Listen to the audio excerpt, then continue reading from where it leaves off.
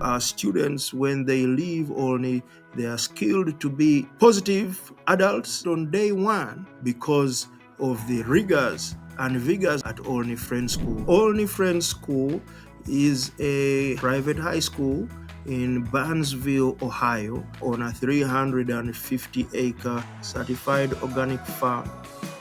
School started in 1837, founded by the Religious Society of Friends called the Quakers. Families know instinctively that their children, their students can be themselves at Olney Friends School. 8 out of 10 of those interviews stop halfway because the prospective students say, "Yeah, this is where I want to be."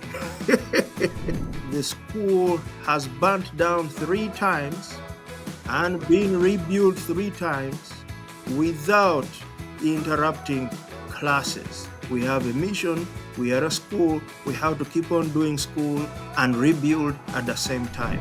We do our very best to eat what we grow is a sense of connection to the earth, to the animals. Well, that will be straight to Olney Friends. Your journey begins there.